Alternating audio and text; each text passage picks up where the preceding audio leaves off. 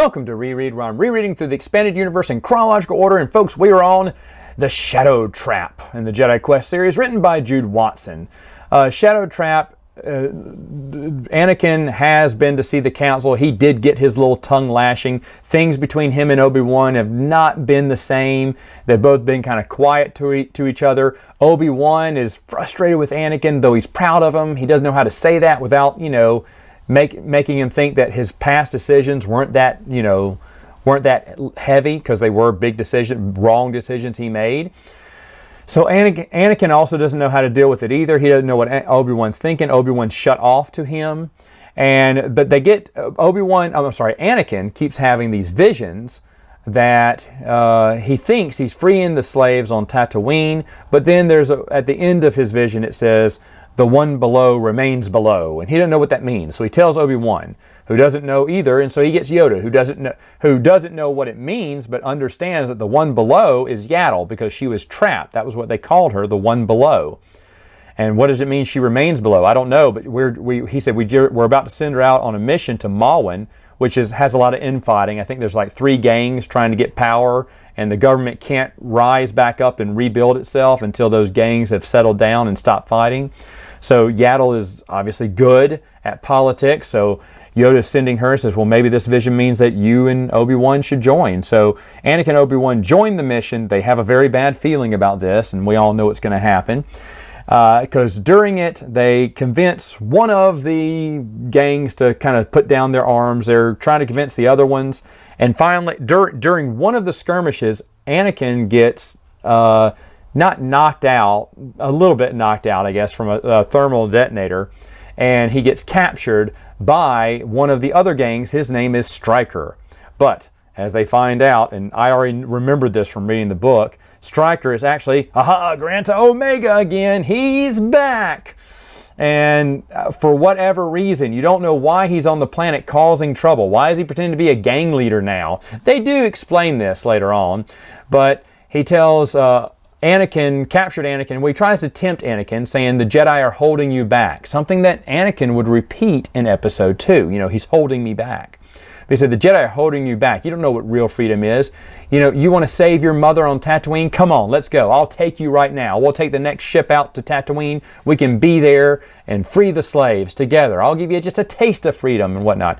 Well, Anakin, that's tempting. That's a tempting offer, because he wants to free his mother, and he believes that's what his vision is about. But he decides, no, I do not. He doesn't like Granta Omega, so he's not going to take him up on his offer, and he wants to be a Jedi, and that's for real. And even though he is embarrassed because he got captured, he lost his lightsaber, he can't imagine what Obi-Wan's going to tell him now. He's going to get such a tongue lashing. He'll be very grumpy, I guess, as they're saying in episode 2.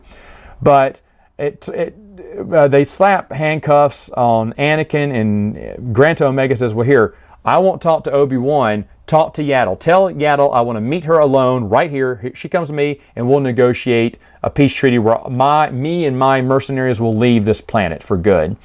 And he's like, and then Anakin goes, oh, you don't like Obi-Wan. I've got the sense you've never liked Obi-Wan. He went, I don't care for Obi-Wan at all. No, let me talk to Yaddle. And you're thinking, when did they build that up, that he really hates Obi-Wan? Never. So all of a sudden, that's kind of thrust in there. And I'm getting to the point, because as Yaddle goes on her own to negotiate with him, it turns out to be a trap. Granta Omega really wants to kill Yaddle, a Jedi Council member. So that way, maybe this Sith that's out there will notice him.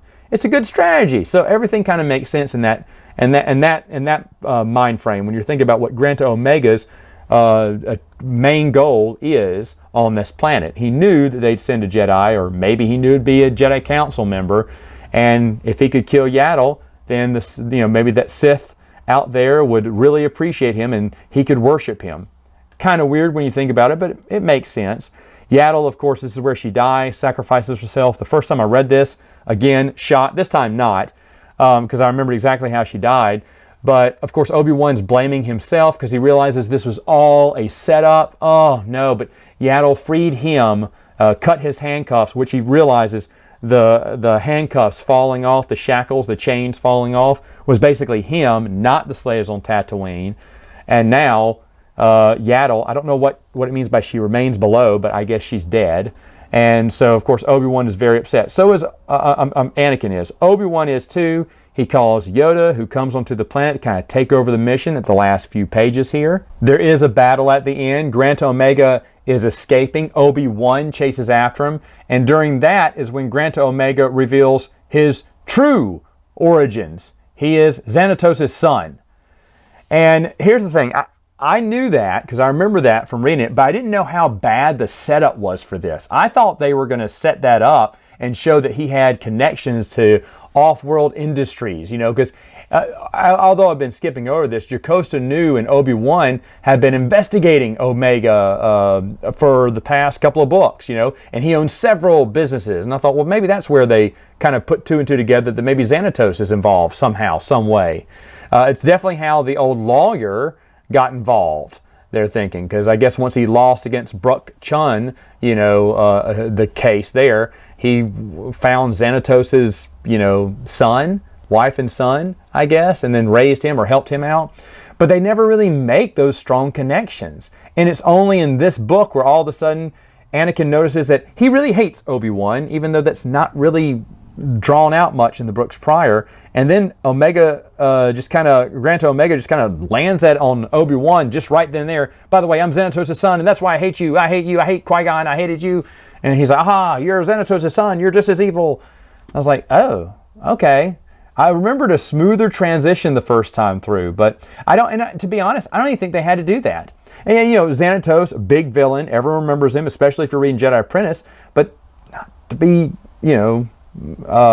snobby, but that was like 3, 4, 5 years ago. People, I mean, usually kids reading those Jedi Apprentice books are not going to be reading your Jedi Quest books. You got a different audience. You can connect things, but does everything have to, pile on to the next series for the next generation? I don't know. I mean, I appreciate her that she wanted a lot of continuity between the Jedi Apprentice series, but that seemed unnecessary to me. Grant Omega just being a die-hard Sith fan, wanting the Sith to get his attention, that was good enough for me. That they had to add this other layer, I don't know. Either way, Grant Omega gets away, and now Obi-Wan realizes his enemy for who he really is. So what happens next? Well, have to find out next time in another review.